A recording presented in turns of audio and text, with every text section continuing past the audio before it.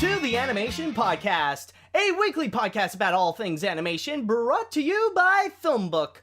My name is Matt Brunet, but some of you may know me as Animat from my YouTube channel, Electric Dragon 505, home of web series that are all about animation, including Animation Look Back and Animat's Reviews. If this is your first time here in the Animation Podcast, well, let me just say welcome, and I do hope you will enjoy your stay here on this little adventure that I would like to call the Animation Podcast, or as what FilmBook would like to call the Animation Podcast. But anyways, specifically though, it will go into the latest news that happened this week. So first things first, we got a whole batch of trailers that we are going to be looking at. Then afterwards, we will be looking into the first episode of a miniseries that Marvel created known as Rocket and Groot. Then afterwards, we will be looking at Disney's new purchase of a Season 2 for Big Hero 6. Then after that, we will be heading on down to look into the Japanese dub of the live-action reboot of Ghost in the Shell and how it might actually have a little bit more of a connection to the original. And finally, we got Matt's Pick of the Week. If you want to check out more episodes of the Animation Podcast, then head on down to FilmBook, which is film-book.com, by searching the Animation Podcast. You can also email us at podcast@filmbook.com with the Animation Podcast in the subject line. And so, to start things off, I am going to be looking into a little thing that I would like to call a trailer review extravaganza. Yes, this week we have actually gotten a giant batch of trailers. Not just of movies that we've already gotten trailers before, but also our first look into these movies. And you know, it's actually really coincidental. Like, this was something that I've recently found out, is that we have gotten 4 trailers of animated features, and each one of them would come from a different season. So we got the first one, which is going to be coming out in the spring. Then afterwards, we got another one coming out in the summer. Then afterwards, we got one in the fall. And then finally, the last one that we have is going to be coming in next winter. So it's a little bit of a coincidence. So we got animated trailers of the season. So it actually really does connect very well, and really quite coincidental for this week to have them all at once. So first things first, let us go and look into the movie that we will get in the spring, which is actually really close and just less than a month from when I'm recording this, which is Sony Pictures Animation's Smurfs: The Lost Village. And when it comes to Smurfs: The Lost Village, we have already gotten a few trailers beforehand. We have already seen what the animation is going to look like, how everything is going to be set up. But this time, they brought out a brand new trailer that would reveal a lot more of what the movie will hold. And I think the biggest strength about this trailer, and honestly, coming from me, I can't believe I'm saying this, but oh my god, they really executed so well in the animation. Like, that's probably the biggest selling point of this movie, is that it really is going to be a visual spectacle. Once they get into the Forbidden Forest and we see the magical land that it holds, it actually really does look nice. It's like the colors are very vibrant, and on top of that, the monsters and all the different creatures and the plants that they have in there, they are very creative. Honestly, like, this is probably the first time in a long time that I would ever see a trailer coming from a Sony Pictures Animation film, and I don't feel embarrassed or I don't feel stupid, that it doesn't feel like it's degrading the medium or anything like that. Like, this legitimately now feels like it's coming from artists who actually know what they're doing this time. So in the animation front, it definitely feels like it's really going to deliver something that is absolutely going to be visually pleasing.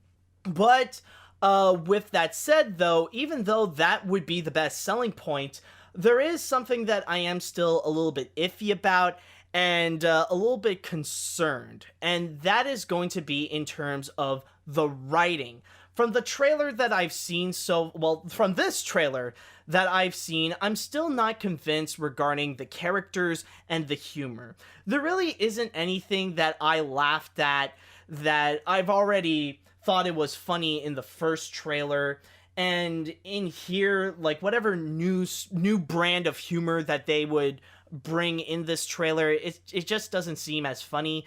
And I don't feel as connected, or I don't feel, like, I don't feel like I'm rooting for these characters. Rather it be the old Smurfs that we already know about, or the new Smurfs that they end up discovering. So yeah, in this trailer, it does feel like it's going into more spoiler territory, because now we know that in the Lost Village, it's going to be featured with Girl Smurfs, which is the origins of Smurfette.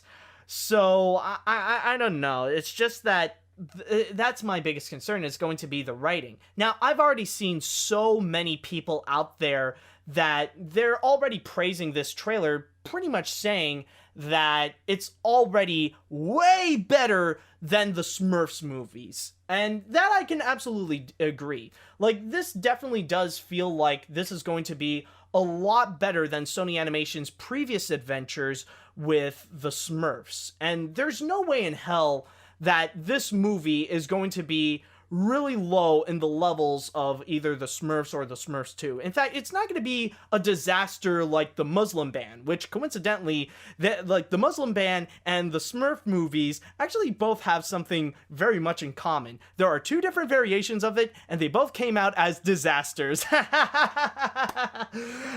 now, but all joking aside though, from what I'm expecting from this trailer is that, I don't think it's going to be a bad movie, but I don't really expect it to be one of the best animated features of the year.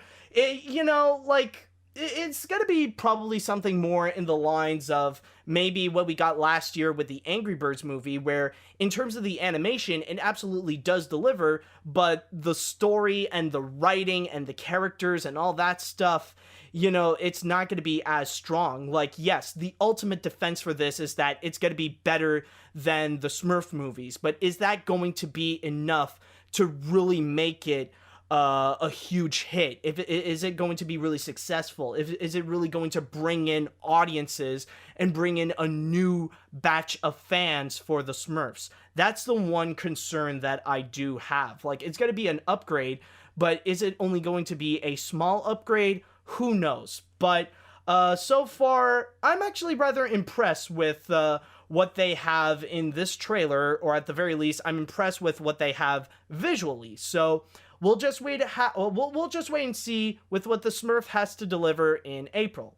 Okay, so with that said, moving right along, we now have the movie in the summertime, which in this case is going to be Despicable Me 3. Now, we've already gotten our first trailer before, and it's a little bit more of a teaser trailer showing a little bit of a scene with Gru pretty much trying to stop Balthazar Brad, who is the new villain of this film, and he's pretty much entirely themed on the 80s. But in this one, we have a little bit more of a story, and Balthazar Brad is actually not present in here, but we actually have a brand new character who is Drew, which is Gru's long-lost brother. So we do have a little bit of an idea of what this story actually is. So Gru and his family, apparently things aren't really going well for them, considering that because of what we've seen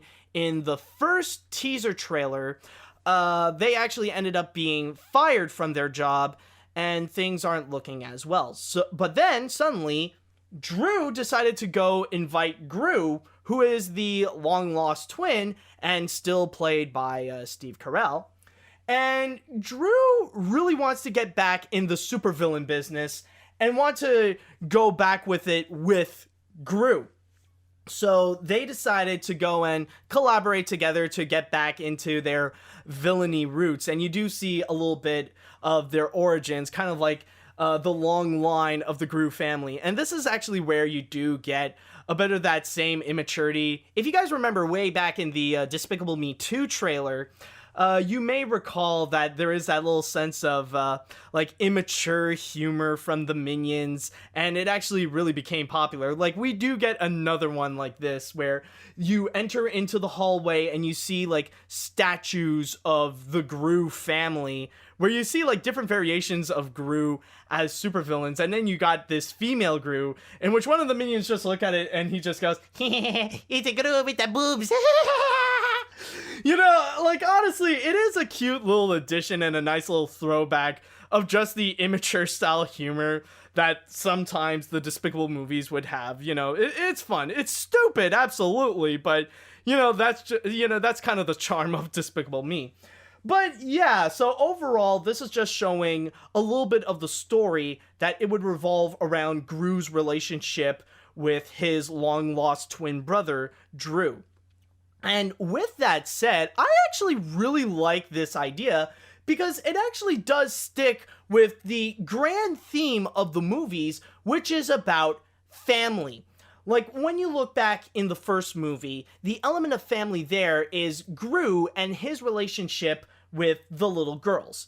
And then when you look into the second movie, it's about Gru and his relationship with Lucy potentially becoming a love interest and also maybe a mother figure to the little girls. And now we got the third movie, which is going to be looking into brotherly love. So maybe this could be the guy version of Frozen. Who knows? But yeah, that's kind of the idea that we could be getting in here. And I really do like it. And so far with the Despicable Me movies, they really do execute that well, because not only does the Despicable Me films would have a lot of humor, but it also has a lot of heart. It really does hold a lot of great substance to it, and that's what I really do appreciate from these films.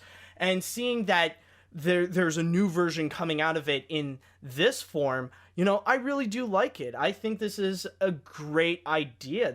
It definitely does seem like a lot of fun. And one thing that this trailer definitely has over the Smurf trailer is that, yeah, sure, maybe Smurfs is a lot more visually appealing, but in here, it definitely has the humor. This is where the writing has a bigger strength in here, where you do have a little bit of a heart, not just with the relationship between Gru and Drew, but also with the relationship that he already has with Lucy and the little girls. But also the humor is fantastic. Like, honestly, it's just...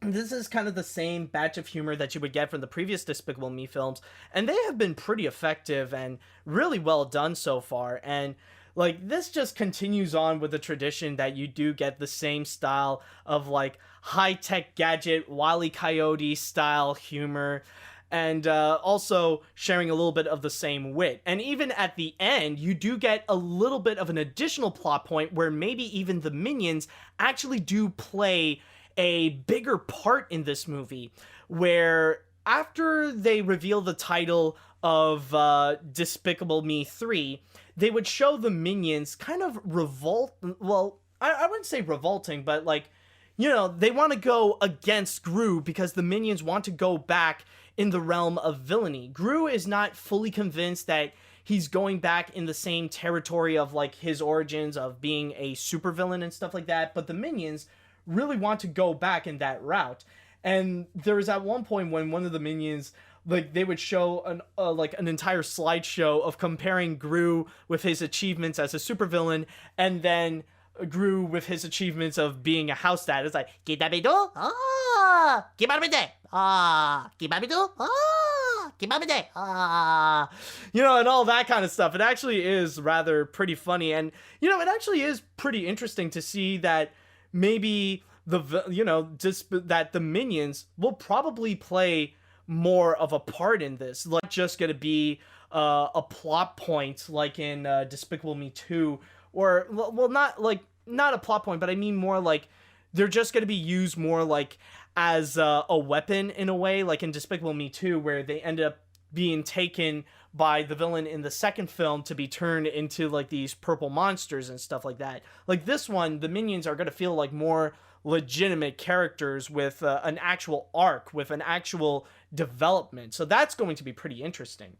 So yeah, with Despicable Me 3, that's pretty much going to be coming out in June, so we'll wait and see how that goes so far.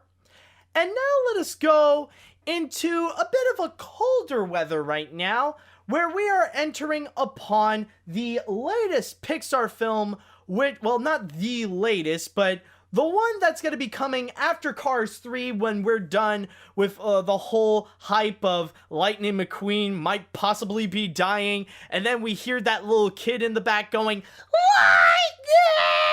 If you've seen the trailer, you know exactly what I mean. But anyways, no, as you may know, in 2017, there are going to be 2 Pixar films this year, kind of like how last year we actually got 2 films from Walt Disney Animation Studios with Zootopia and Moana. Now, this year we are going to be getting Cars 3 and also Coco. But with Coco, we know absolutely nothing about it. All we know is that this is going to be a Pixar film with the whole theme of Dia de los Muertos. But in here, we have officially gotten our first look into what Coco could be. And so far, this is just an entire setup on who the main character is and what his adventure is going to be. So in here, we actually got our main character, which I believe his name is Miguel. Yes, his name is Miguel, and he looks up to his he has a massive idol that he looks up to known as Ernesto de la Cruz. So he is a huge fan. He has like this entire mural devoted to him.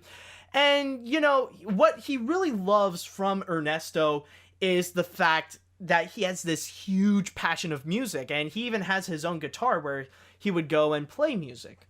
It wouldn't be until he decided to go into some kind of museum or something, and he would pick up this he would pick up Ernesto's guitar, and he just wants to go and try it out. But once he did try out Ernesto's guitar, suddenly things start to get a little bit weird as he is seeing himself enter upon the land of the dead, where he's starting to see skeletons walking around, and he's entering upon this brand new world, which is the land of the dead on the Day of the Dead. In a way, the one thing that when I look at this trailer with the way that it's setting everything up, the first thing that I actually think of, believe it or not, is actually Spirited Away.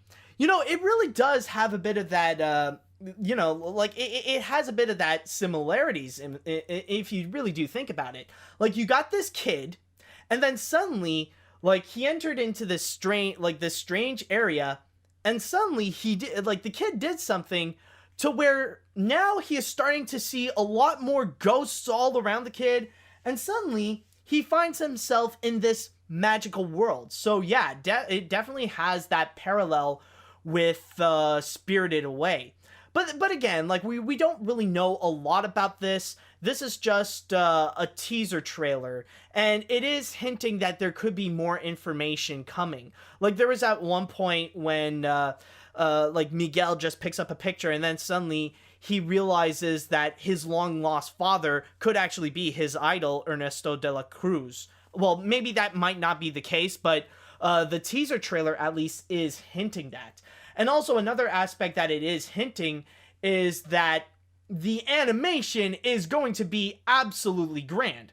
I mean, there is no denying that Pixar can do so much magic with their animation. Even to this day, some people still consider them the kings of computer animation.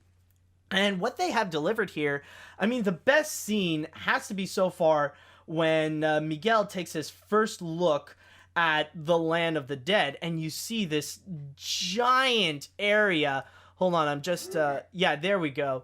You just see this giant land where it's like filled with numerous of houses, and you see all the different colors and lights, and it really does look beautiful there. And also, I gotta say, with the animation itself, it actually really does look great. Like, I really love the character design in here. You don't really get a lot. You mostly get the designs of Ernesto de la Cruz, you get the designs of Miguel, and you do see a little bit of the skeletons. And that's pretty much it. And then you also got the entire Land of the Dead. And yeah, like you don't really get a lot, but it is very promising that the animation is going to be very phenomenal. But also, the one thing that is absolutely unavoidable when talking about Coco, I know that the internet is doing so many freaking shenanigans, and I'm sure that both Lee Unkrich and Jorge Gutierrez is a little bit tired of seeing all this crazy commotion going on about it, is the comparisons with the Book of Life. Now, even though, yes, it's true, these movies are like 3 years separate apart. So, yeah, like, you can't really make direct comparisons to it. It's not, like, too much similarities, but they both are computer animated features with the theme of the Land of the Dead. So, people are pretty much treating it right now like it's the next Bugs Life versus Ants, or Madagascar versus the Wild, or Despicable Me versus Megamind, you know, stuff like that. Like, even though, yes, they both have similarities, but you could tell that there is more of a difference, honestly. Like, you can absolutely differentiate with Coco and the Book of Life. With the Book of Life, what Jorge Gutierrez did is that he incorporated more of his unique art style on top of also putting in more of a comedic tone onto it.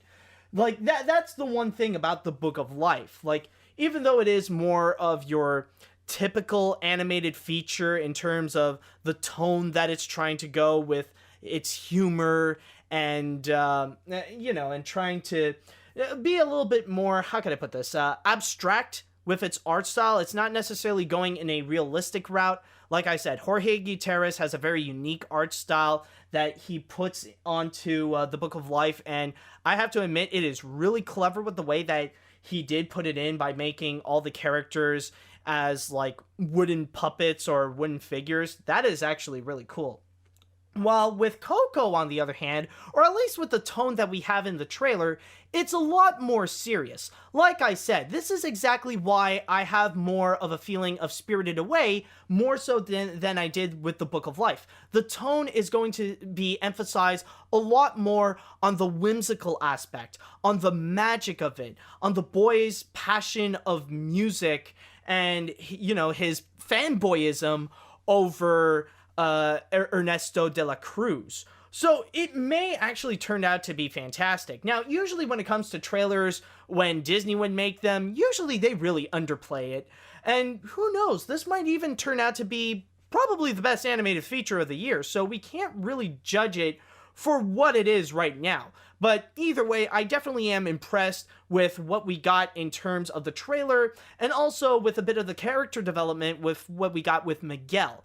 So we'll just have to wait and see in the fall, when this movie is going to be coming out in November, to see if it's really going to be worth it, if it's going to be the next big Pixar movie, or if it's just going to be a Book of Life clone.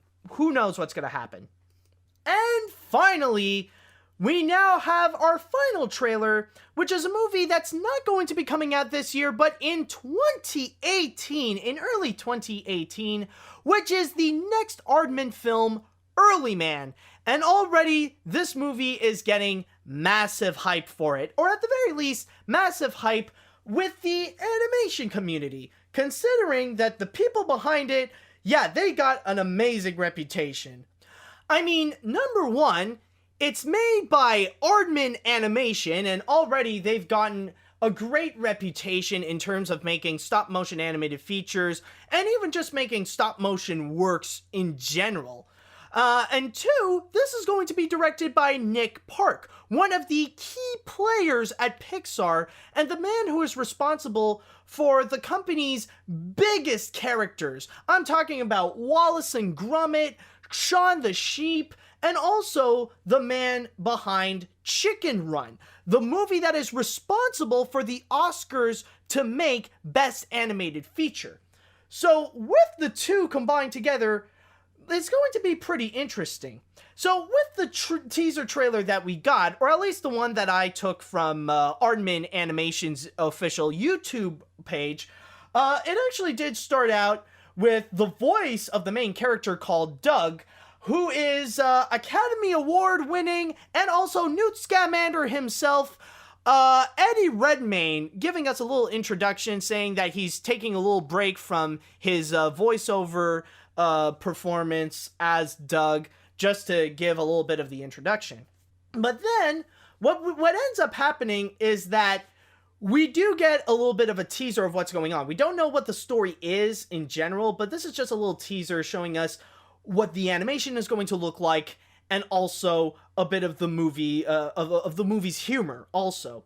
Where in here, the best way to describe it is that this is absolutely going back into the classic cartoons. This is going back into like classic Looney Tunes cartoons in a way, where you do get Nick Park's signature stop motion style, where you got the characters looking exactly like how they would in Wallace and Gromit, where even like Doug looks exactly like a caveman Wallace, and then you also got this wild boar who can easily be interpreted as Gromit. And like at one point you just see that Doug is trying to hunt this rabbit, but he also has like an entire crew, or probably his entire family, trying to set up the music, and it's pretty much breaking his mojo. But then they look at the rabbit and they realize it's like this evil carnivorous rabbit, so everybody is pretty much running away. Like, you just see this giant crowd running away from this tiny little bunny, and then they hit a rock, and then up shows the title. And that's pretty much all that you get, and it really is cute. Like I said, it's a massive throwback to the classic cartoons with the silly humor and, you know, just this larger-than-life style of execution of it. It's a lot of fun. You could definitely tell that this is going to be a movie that could probably emphasize a little bit more on the humor. Maybe they'll probably do something a little bit extra with the animation, but who knows with what they can do. I mean, with Wallace and Gromit, it sticks to the tone of the original shorts, and like it does play along with the comedy horror aspect. And with Chicken Run, that one is also comedic as well, but you also get more of the action comedy. Now with Early Man, we don't know what's going to be going on, but maybe this is just going to be pure comedy. Like maybe like we're not going to see so much of a blend or something like that. Maybe it will have some action as well, where they're going to include some dinosaurs. But for the most part, like, it definitely did sold me on the comedy aspect of it. So who knows what's going to happen? There really isn't much to say about Early Man, but yeah, this is going to be coming out in 2018, actually, in February 2018. So yeah, that's pretty much the whole round of the trailers that we got so far. So just a little recap. We got the Smurfs, which, even though the writing doesn't look promising, the animation actually does. We then also got Despicable Me 3, which looks like it's going to stay true with the entire series, and it does look like it's going to give us a batch of great humor and also great heart as well.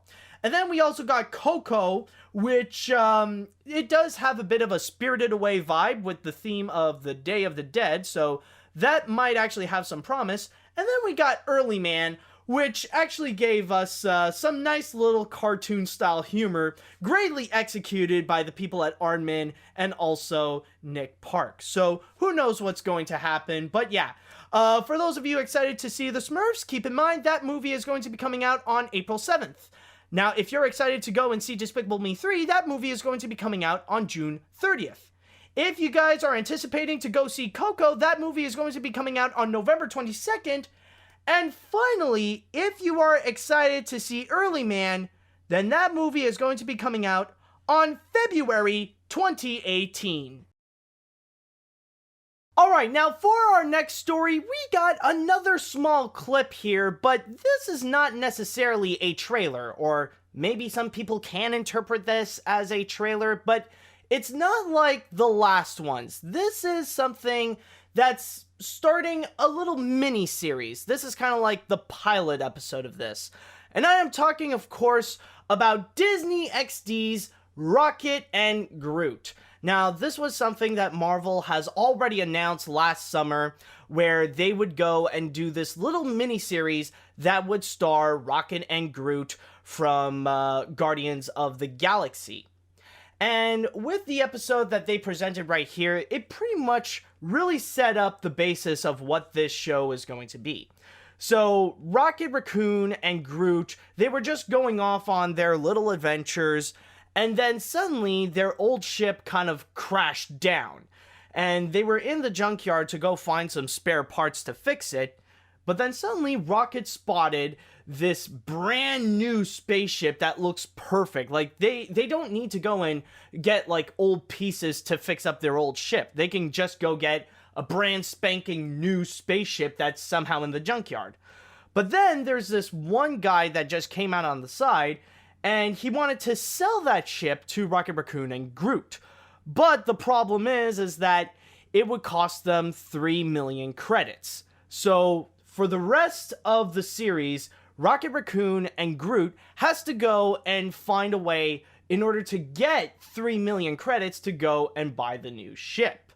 And the one thing that I would like to point out from this series is that they did bring back some of the voice actors from the TV series of Marvel's Guardians of the Galaxy. This isn't like Vin Diesel and Bradley Cooper. Instead, what they did is that they brought in Trevor Duvall as Rocket Raccoon, and also the great Kevin Michael Richardson as Groot.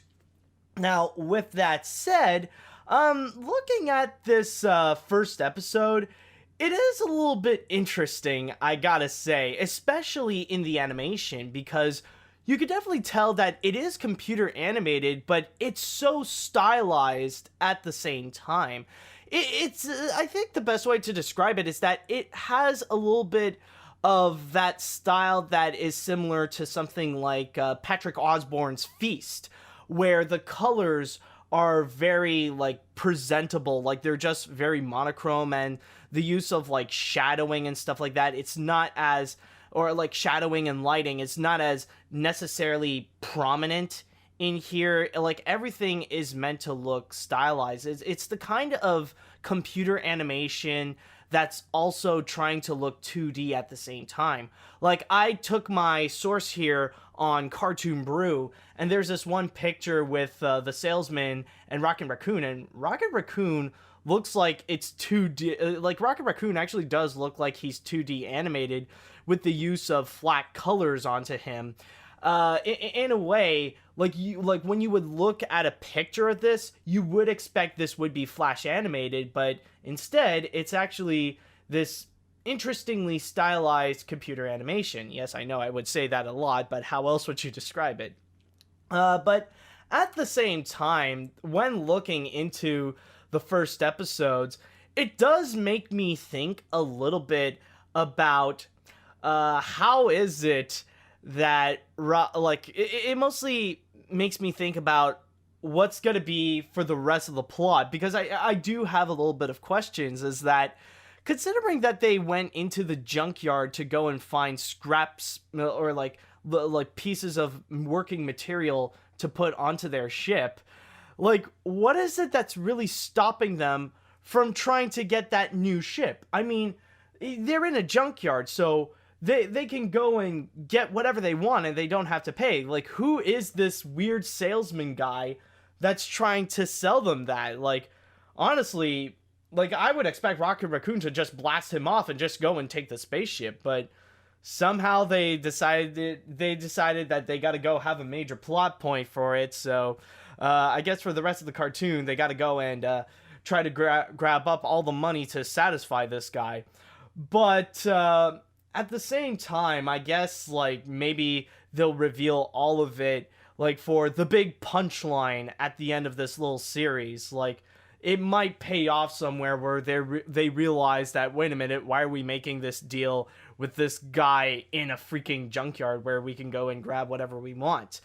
But who knows? Like, maybe what could come off of it is actually a pretty interesting and funny Marvel cartoon. And that's mostly what I'm expecting, because this is supposed to be like a short mini series with just 2-minute episodes each. And in each one of them, what I'm probably expecting is that, like, you'll see Rocket Raccoon and Groot on like this little they're gonna go and pull off these little shenanigan adventures where the goal is just to make as much credits as possible. But who knows what could possibly happen. But the big thing is that right now Disney XD is going to be releasing the 12 episodes onto their channel on Disney X, or on their YouTube channel of Disney XD. Not all of them at once, but one at a time. But then on their TV channel on April 10th at 7 a.m., they're going to take all these shorts and release them all at once as this special, like this little special. So just a little heads up. If you guys want to go and check out Rocket and Groot's adventures, just go and subscribe to Disney XD. But if you want to wait until you could go see them all at once on television, then just wait on April 10th at 7 a.m. Okay, so for our next story, we're still going to be staying on Disney XD, but this time we're going to be looking at one of their brand new shows, which is Big Hero 6 the series, which is based on the animated feature that Disney has done back in 2014, which actually won the Oscar for Best Animated Feature. And with that said, apparently things are going so well for the series that Disney immediately decided to go and get a season 2 for it. Now, for those of you that don't know about the TV show itself, it says here on my source on The Hollywood Reporter, the series, which picks up immediately following the events of the film, continues the adventures and friendship of 14-year-old Hero and his compassionate, cutting-edge robot, Baymax, along with their friends Wasabi, Honey Lemon, Go-Go, and Fred. They form the legendary superhero team Big Hero 6 and embark on the high-tech adventures as they protect their city from an array of scientifically enhanced villains. And on top of that, you actually do get a lot of the original actors coming back. Like, you got Genesis Rodriguez returning, you got Maya Rudolph, you got Alan Tudyk, you also got Stan Lee coming back. Also, by the way, who is Hero, by the way? That could be an important one to... Oh yeah, Jamie Chung is also returning. So you got a lot of the original cast coming back, with the exception that Damon Wayans Jr. and TJ Miller is not returning. Instead, it's going to be Kari Payton will be voicing Wasabi, and also Brooks Wheelan will be playing as Fred, along with a brand new batch of voice actors coming in, playing all new characters, which are also a whole bunch of supervillains. Okay, so with all that said, you know, it actually looks great. Things are going pretty well for the series, and I guess it's actually doing pretty successful enough to the point that they decided to go get in season 2, right? But there's actually one big problem with that. Apparently, the show's not even on yet. The premiere of the entire series is supposed to be for this fall. So Disney is really jumping the gun by ordering a season 2. But keep in mind, this is not the only one that they've done. They didn't do it with just this. They've also previously done it with the DuckTales reboot, where they already went and ordered a second season. And honestly, I feel like I said, I feel like this is really jumping the gun. And I feel like they're already thinking that this is going to be such a big hit that they're already moving forward by ordering more seasons, instead of just waiting and just to wait and see if if at least the first season would actually do well. I feel like this is just a massive risk, you know? I do feel the same way whenever there's a movie out there that, or when there's an animation studio that would go and create a movie, and then they already decide to go and create a sequel for it, like while they're wrapping up production onto the first film, they're immediately going and thinking about trying to do a second, a second movie for it, like a sequel. which honestly, I feel like right now that would be way too big of a risk, because there's also the factor of like, what if it doesn't work? What if people don't really like this Big Hero 6 series? Or what if they don't like the DuckTales series? Then what the heck did you do by spending more money on it by giving it a season 2? You know, it's honestly kind of this big, I feel like it's a little bit too much of a risk. I feel like the earliest that you can do is just wait a few episodes and see how it goes from there. Like, if people are really interested, if audiences enjoy it, if critics enjoy it, and if it really does rank up the views and like if it ranks up the ratings on television, if it's really helping Disney XD. I don't know. Like in a way, some people can argue that it would make a little bit more sense with DuckTales, considering that that show is already being highly anticipated. Like, the hype is going really big on it, especially after the first look of it. But with Big Hero 6, we don't really have anything for it, but who knows? Like, maybe it could end up being a hit. Like, the premise is already there to have like this awesome action-packed series, but I don't know. Like, for me, I just feel like it's a little too early to go and make more of it when you don't even know if the first batch of what you have is a good idea. But I don't know. We'll just wait and see. Maybe things will work out, maybe it won't, but we will only know until this fall if it's a good idea to have more of the Big Hero 6 series. Okay, so for our next story, we are going to be looking at one of the upcoming live-action reboots. And no, this time, I'm not going to be looking into one of the Disney ones, rather it be from their list of many of the things that they have planned out, or if it's Beauty and the Beast. I'm not looking into that. This time, I am going to be looking into Ghost in the Shell, since that movie is actually coming very soon.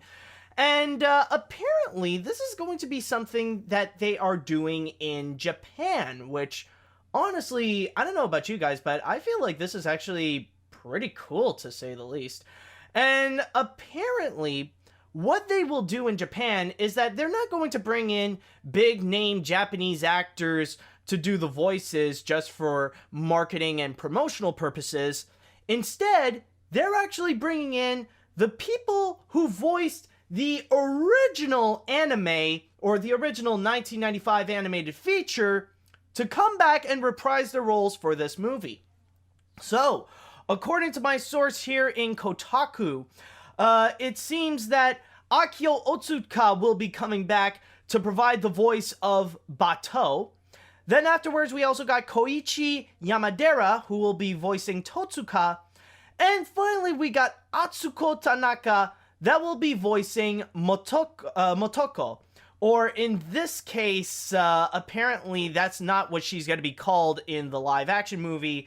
Instead, like, some people are saying that apparently her name will be either Mira, or they're just sticking to Major. But the biggest thing is that Atsuko Tanaka will be voicing Scarlett Johansson. And honestly, this idea is actually really cool, down to the point that it even got the approval of the director of the original 1995 movie, Mamoru Oshii, where he even stated, "It has been a while since they've played these characters. I definitely want them to deliver performances they see fit. They're all pros, so there's nothing to worry about, and I can only say that this is something to look forward to." Which is actually really nice, I gotta say. And, like, when thinking about it, it really does bring in more of an authenticity to the movie, more so than maybe it would in the original English version. Because the thing is, with this kind of, like, dubbing, this is not necessarily the first time that it ever occurred. Like, when you got like a live action remake of a movie that's based on an anime, usually what would happen, rather it be English or a Japanese dub, like, they would bring in the people who did the voice in that anime to come back and, like, really bring the character to life. And it did work. It also did work the other way around, like kind of like the opposite effect onto the live action Ghost in the Shell movies, or at least now the whole film franchise, because I know that in Japan there's like several of them, and I think just recently they released the third movie where where like the third movie is pretty much chronicles the events after L passed away, and now we see some of the other characters like M, and oh my god, it's been a while, but it's with the two successors of L trying to finally go and catch Light, which it turns out that he's Kira. But in that, anyways, as I was saying, with the Death Note movies, they decided in order to bring them to the US and stuff like that, they would actually bring in the people who provided the voice of the English dub in the anime to voice the characters in there, which is honestly really, really cool. And I mean, it does bring in a special little treat for any anime fans, and I'm sure for the people in Japan, they'll probably get more of a treat for Ghost in the Shell more so than us, because like now they do have the familiar voices. Like it will feel a little bit more authentic. The only question is going to be regarding the script. That's going to be the big factor, if they're going to change up a little bit of the dialogue to connect a little bit more to the original source material than it is right here. Who knows what they can do with it, but the one thing that I do imagine about it is that this is I can imagine that many anime fans out there, not all of them, but there are going to be some that will treat the Ghost in the Shell live action movie as an anime, where they're pretty much going to they're pretty much going to say that apparently don't go and watch the English version. Like, English dubs are the devil, just stick to Japanese. You know those types of anime fans, the ones that, like, they want it to be as original and authentic as possible, where they want to keep it with the Japanese dub and put up the subtitles if they need to, and, like, avoid the English dubs, and they, you know, like, the ones who have such a huge, passionate hate for companies like 4Kids, or even like their rage is so strong they would even have a hate for Funimation, you know, like those kinds of people, like, and they want to have the full authenticity of Ghost in the Shell, so they just want to stick to the Japanese dub. That could be the case, but I don't know, we'll just have to wait and see. But rather if the movie will be good in itself, rather if it's going to be a bit better in a Japanese dub, who knows what's going to happen, but we'll only have to wait and see how ultimately the Ghost in the Shell movie will be when that film is going to come out on March 31st. And so, finally, we shall now end things off with Matt's Pick of the Week. And, I'm sorry I have to do this, guys, but I kind of have to end this off a bit on a low note here, or at least a bit on a downer note. And the reason why I say that, not necessarily anything that's too bad that's going on right now. Don't worry, it's nothing really with politics or anything like that, but it's a news that it definitely affects someone who has really touched the lives of millions of people and really did shape how television animation is today. And I am talking, of course, about Stephen Hillenburg. And I'm sure that's a familiar name to you guys, considering that Stephen Hillenburg is the man behind the legendary series SpongeBob SquarePants. And if you are watching this, then there's probably a good chance that there is at some point that you have seen SpongeBob. That rather it be like the classic episodes, or even you're watching the new episodes that are going on right now, like you've been a long devoted SpongeBob fan, or you just recently discovered SpongeBob. There is a very high chance that you have at least seen an episode of SpongeBob SquarePants, or at least watched some episodes of SpongeBob. But anyways, going back to the news, sadly, Stephen Hillenburg did announce that he actually got diagnosed with ALS. Now, for those of you who don't know, going directly on my source here on Variety, It says here that a source close to Hillenburg says he received the diagnosis recently, and it is in the early stages of the disease. ALS, or amyotrophic lateral sclerosis, is a rare terminal illness that affects nerve cells in the brain and spinal cord. Hillenburg even did release a statement to Variety stating, "I wanted people to hear directly from me that I have been diagnosed with ALS. Anyone who knows me knows that I will continue to work on SpongeBob SquarePants and my other passions for as long as I am able. My family and I are grateful for the outpouring of love and support. We ask that our sincere request for privacy to be honored during this time." At the same time, a representative at Nickelodeon also released a statement saying that Steve Hillenburg is a brilliant creator who brings joy to millions of fans. Our thoughts and supports are with Steve and his family during this difficult time. Out of respect for their wishes for privacy, we will have no further comment. And it really is unfortunate when it comes to Stephen Hillenburg, considering that he just got back on the saddle with SpongeBob, and he really did recently played a bigger contribution where he decided to go and help out with the show a little bit more, especially after the second movie, Sponge Out of Water.